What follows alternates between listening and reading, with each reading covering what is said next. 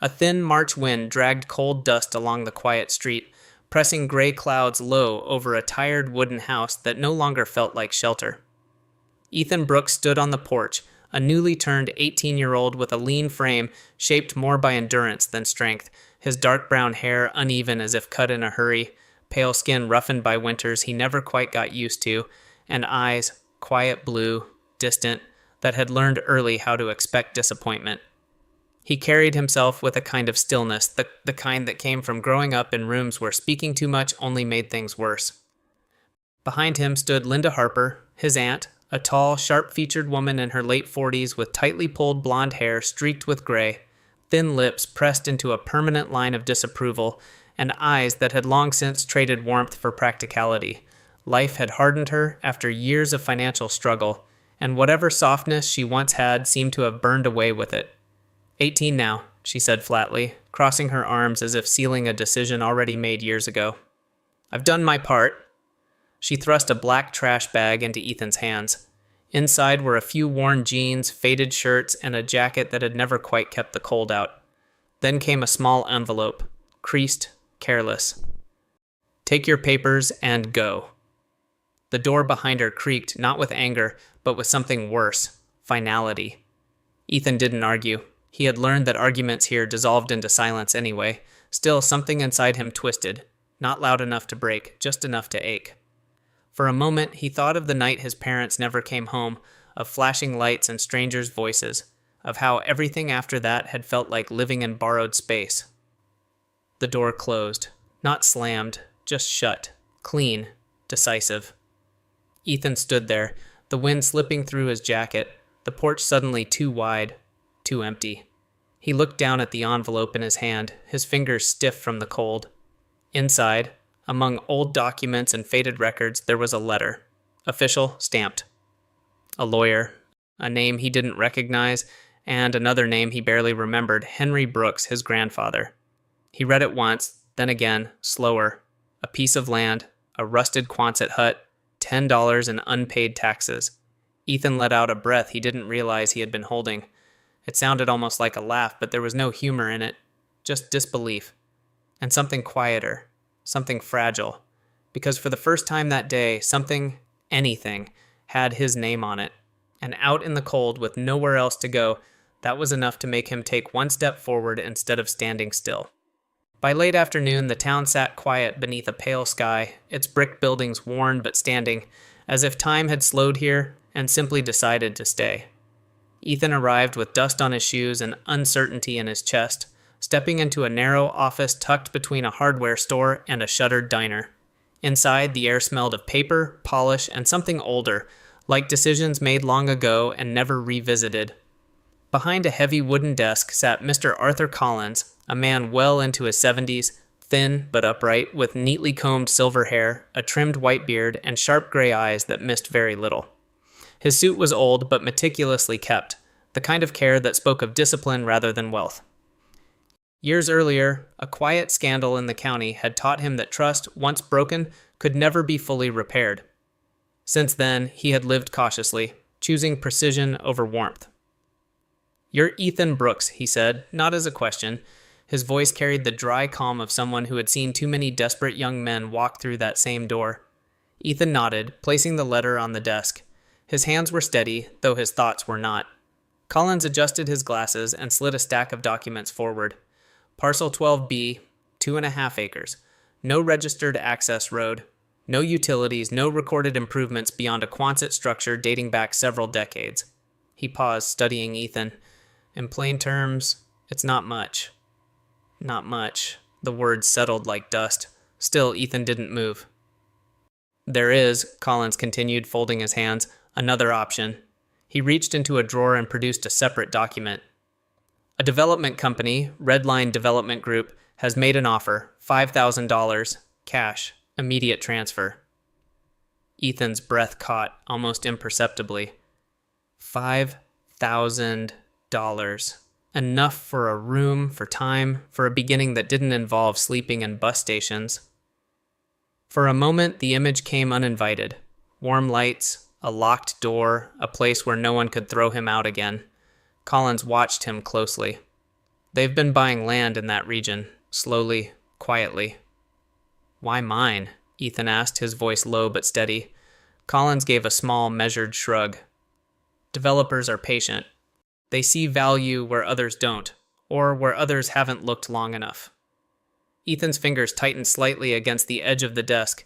He thought of his grandfather, of hands that built things meant to last, of a man who never wasted effort. A man like that wouldn't leave behind emptiness. I'll take it, Ethan said. Collins raised an eyebrow. The land? Ethan nodded. Not the offer. A faint shift passed across the old lawyer's face, something between surprise and approval. Without comment, he pushed a pen forward. Ethan signed. The ink looked thin, uncertain, like it didn't yet believe in itself.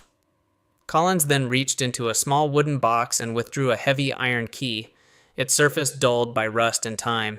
He placed it in Ethan's palm. Your grandfather left that with me. Said you'd know what to do with it. A pause. I suspect he believed that more than you do right now. The journey to the property took longer than expected. The bus dropped Ethan at the edge of a narrowing road, and from there, the world seemed to thin out. Fewer signs, fewer sounds, until only trees remained. The path he followed was barely a path at all, just two faint tracks pressed into cold earth. His shoes sank into patches of mud, branches scratched against his jacket, and the deeper he walked, the quieter everything became, as if the forest were holding its breath. By the time he reached the clearing, the sun had begun to fall. And there it was, the Quonset hut. It rose from the ground like the curved back of some exhausted animal, its metal skin scarred with rust, patches of orange and brown spreading across its surface like an illness left untreated. The large front doors were chained shut, the hinges warped, the edges swallowed by weeds and young trees trying to reclaim the space. It didn't look abandoned, it looked forgotten. Ethan stopped a few feet away, his chest tightening. This was it. This was what $10 had bought him. For a brief, dangerous moment, the offer echoed again in his mind. $5,000. Warmth, safety, a different road. The wind moved through the clearing, low and steady, brushing against the metal shell with a hollow sound, almost like a whisper. Ethan exhaled slowly. Then he stepped forward. The chain was cold against his hands. The key, heavier than it should have been, slid into the lock with resistance. He hesitated, not because he expected anything good on the other side, but because opening that door meant there would be no turning back to what little certainty he had left. He turned the key. The lock groaned, metal scraping against metal, then gave way with a sharp, final click. The chain fell, heavy against the doors. Ethan pulled. The door opened just enough to let darkness spill out, and without knowing what waited inside, he stepped in. The darkness inside the hut felt thick, almost physical, swallowing the last light from the doorway as if it had been waiting years for someone to disturb it. Ethan stepped in slowly, the metal door groaning shut behind him with a hollow echo that rolled across the curved walls. The air smelled of rust, damp earth, and something older. Time sealed in place. Dust floated in thin beams of fading light cutting through cracks in the metal shell. His boot scraped against the concrete floor, each step louder than it should have been, as though the space itself was listening. For a moment, fear pressed against his chest, not sharp, but heavy, like the quiet before something unknown. He moved further inside, eyes adjusting. The hut was larger than it had seemed from the outside, its arched ceiling stretching overhead like the inside of a forgotten tunnel. Most of it was empty, no furniture, no tools, just scattered debris and shadows. But then, at the center of the space, something broke the emptiness. A wooden crate. It sat directly beneath a narrow beam of light slipping through a crack above as if placed there deliberately. Ethan approached, slower now, cautious without knowing why. The crate was old, its wood darkened with age, rope handles frayed but intact. There was no lid. He knelt. Inside were glass jars. At first glance, they looked like something ordinary. Preserves, maybe. But when he picked one up, the weight surprised him. He turned it slightly, the dusty glass catching the light. Inside were tightly rolled bundles of cash. Ethan froze. For a second, his mind refused to follow what his eyes were telling him. Then he grabbed another jar. And another. Each one the same, filled with old bills bound by brittle rubber bands packed carefully as if someone had taken their time, piece by piece, year by year. His breath came shallow. A strange sound escaped him, half laugh, half disbelief. No, no way, he whispered, though no one was there to hear it. He sat back hard on the cold concrete, one jar still in his hand. The money felt unreal, like something borrowed from another life. Just hours ago, $5,000 had seemed like a miracle. Now, sitting in front of him was something far beyond that, something planned. Because this wasn't random. Someone had built this moment. His gaze dropped back into the crate. There, beneath the jars, partially hidden under straw, was a leather-bound notebook. Ethan reached for it with slower hands this time, as if afraid it might vanish the moment he touched it. The leather was worn, edges softened, the surface marked by years of handling. On the cover, faint but still visible, was a name pressed in faded gold. Henry Brooks. Ethan's chest tightened. He opened it. The first page wasn't a journal entry. It was a letter. The handwriting was precise, steady, the kind that came from a man who built things that had to last. Ethan could almost see him in it. Broad hands, quiet focus, the patience of someone who measured twice and cut once, a man who didn't waste words. Ethan, it began, if you're reading this, then you made it here. That means you chose to look instead of walk away. Ethan swallowed, his eyes moving faster now. The money is there to help you stand, but it is not the reason I left you this place. He paused, the words settling into him, heavier than the jar in his lap. This land matters, not because of what you see, but because of what it holds. Others will come. They will offer you money. They will try to make it easy. Do not trust easy. Ethan's fingers tightened slightly on the page.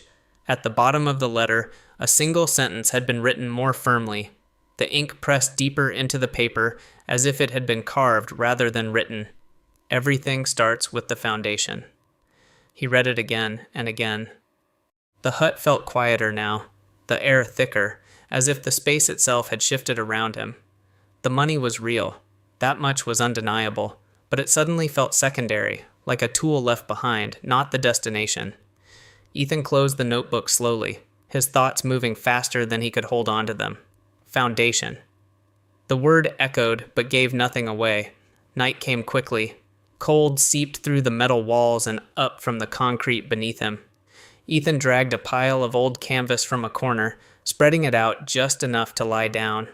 The jars remained in the crate, untouched now, pushed slightly back into the shadows as if they carried a weight he wasn't ready to hold.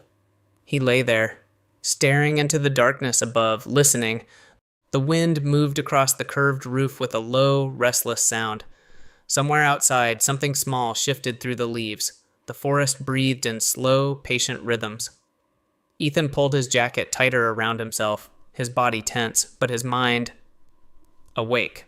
For the first time, fear wasn't about being thrown out. It was about what he had just stepped into. And somewhere between the cold and the silence, a thought settled in him. Not loud, not certain, but steady. This place wasn't empty, it was waiting. Morning came pale and cold, the kind of light that revealed everything without offering comfort, slipping through the cracks of the hut like quiet truth.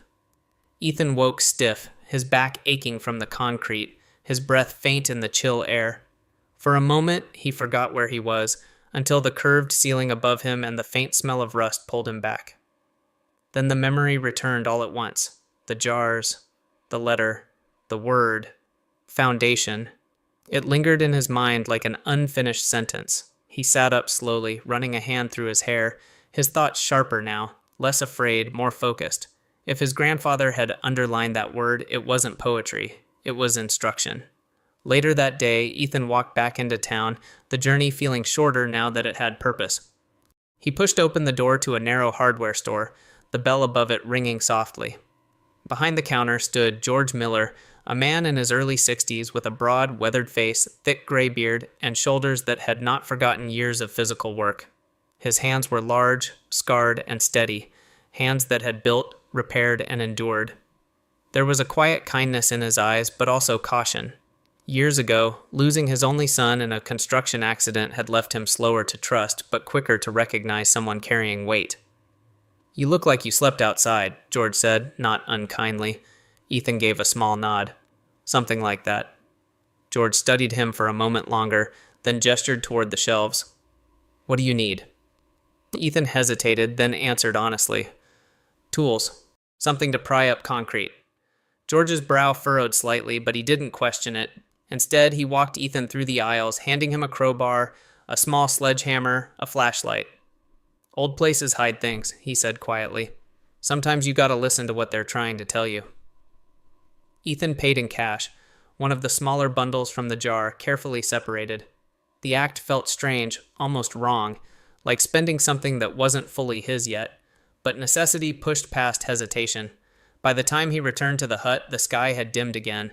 The forest felt less hostile now, more watchful than threatening. Inside, the air was still cold, but no longer empty. Ethan set the tools down and stood in the center of the hut, eyes scanning the floor. The concrete stretched wide, cracked in places, but mostly solid. He walked slowly, step by step, his gaze sharper, searching for something out of place. And then he saw it.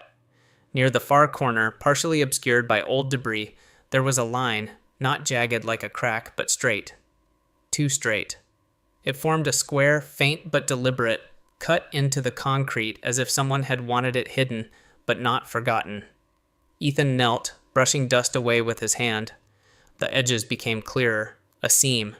His heartbeat quickened. He wedged the crowbar into the narrow gap and pushed. At first, nothing, just resistance. Solid, unmoving. Doubt crept in. Maybe he was wrong. Maybe this was just another dead end dressed up as hope. Then he shifted his weight, pressing harder. A low, grinding sound broke the silence. The slab moved. Slowly, heavily, the concrete square lifted, tilting upward as if balanced on a hidden hinge. Cold air rose from the opening below, carrying the scent of stone and something untouched for years. Ethan froze for a second, staring into the darkness. Then he grabbed the flashlight. The beam cut down into a narrow space beneath the hut, a small chamber, its walls lined with carefully fitted stone. Not random, built, intentional. He climbed down. The air was colder here, still and quiet. In the center of the chamber stood a metal lockbox, heavy and sealed, resting on a short stone platform. Beside it, protected inside a glass jar, was another letter. Ethan picked it up first. His hands were steadier now. He opened it. "Ethan," the letter began, the same precise handwriting. "If you found this, you understood more than most would." Ethan read on, his breath slow, controlled. "I wasn't just building structures, I was restoring them, learning how land holds weight. Most of this region is unstable, soil that shifts, sinks, breaks what stands on it, but not here." Ethan looked around the chamber, his mind beginning to connect the pieces. This land sits on a limestone base, solid, continuous, rare, strong enough to carry anything built upon it without failing. That's what they will come for. Not the hut, not the land you see, but the ground beneath your feet. Ethan's grip tightened slightly on the paper. They will offer you money, they will pressure you, because they know what this is worth. You don't have to sell, you only need to understand choice. The letter ended there. No instructions, no demand, just trust.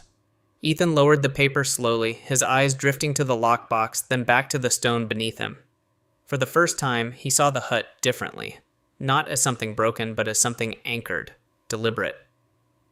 Chosen. The developers hadn't been guessing. They had known, and they had assumed he wouldn't. Ethan stood there in the quiet, the weight of it settling into him, not overwhelming, but grounding. Above him, the hut creaked softly in the wind. Below him, the foundation did not move. And in that stillness, Ethan understood one thing clearly. They weren't trying to buy his land, they were trying to take what it stood on. A warm summer light stretched across the clearing months later, no longer cold or distant, but steady, like something that had decided to stay. Ethan stood outside the hut, his posture different now, shoulders broader, not from size, but from purpose. The same young man, but no longer hollow. His hair had grown slightly longer, brushed back in uneven waves, his face sharper from weeks of labor, faint stubble lining his jaw. His hands, once unsure, were now roughened with calluses, marked by small cuts and healing scars, the quiet signature of work that meant something. The Quonset hut behind him had changed. Not completely, not perfectly, but enough. The rust still clung to its surface, but the front doors had been reinforced, the gap sealed, and a small wooden porch extended outward. Simple, hand-built, sturdy. Smoke rose faintly from a pipe Ethan had repaired himself.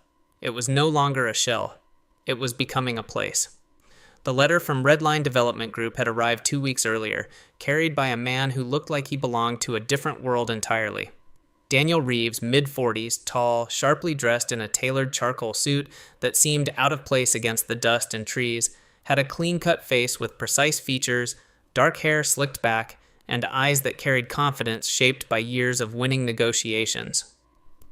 He spoke politely, but everything about him suggested calculation. He had built his career acquiring land from people who didn't know what they held, and walking away before they realized what they had lost. 250,000, Daniel had said, standing just outside the hut, careful not to step into the mud. That's our final offer. Clean transfer, no complications. Ethan remembered the silence that followed.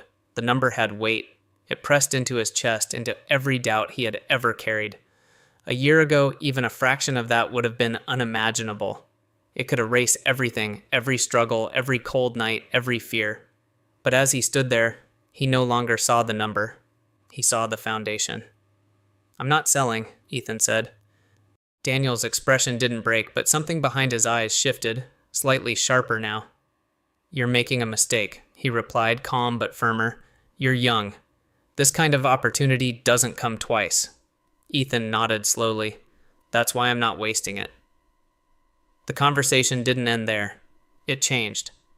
With guidance from Mr. Collins and quiet advice from George, Ethan had begun to understand the value of what he held, not just emotionally, but structurally, economically. He didn't need to sell the land. He only needed to control how it was used. When they met again, this time in Collins's office, the balance had shifted. Daniel was still composed, but less certain. Ethan sat across from him, not as a desperate kid, but as someone who had already made his decision. "You can build," Ethan said, his voice steady, "but not by owning it." Daniel's brow tightened slightly. "You lease access," Ethan continued. "Long term, you pay yearly. You fund road access, electrical lines, and water infrastructure to this property, and part of your development goes back into the local community. That's the only deal." Silence followed. Daniel leaned back, studying him now. Not dismissively, but carefully. The way one studies something that refuses to behave as expected. "You're asking a lot," he said. Ethan met his gaze. "No, I'm asking for what it's worth." The negotiation stretched for weeks. Legal papers moved back and forth, numbers adjusted, terms refined. Redline pushed where they could, Ethan held where it mattered, and eventually they agreed. The first signs of change came quietly. Trucks in the distance, survey markers placed along the edge of the property, lines drawn not to take, but to connect. Power reached the hut, water followed. The path that had once been mud and uncertainty became something solid. But Ethan didn't stop working. Inside the hut, he built walls, measured, cut, placed by hand. He installed insulation, sealed the roof, laid wooden planks across the floor using reclaimed boards George had helped him find. Each piece carried effort, but also intention. This wasn't just construction, it was reclamation.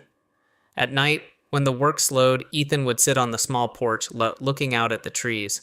The forest hadn't changed much, but he had. The silence no longer felt empty, it felt earned. One evening, as the sun lowered behind the ridge, casting long shadows across the clearing, Ethan stood at the edge of the porch, his hands resting lightly on the railing he had built himself. There was no one there to see it, no one to applaud. But that didn't matter. Because for the first time in his life, Ethan wasn't standing on something borrowed. He was standing on something that wouldn't give way. And he knew, with a certainty that didn't need words, he wasn't leaving. Some stories don't begin with hope.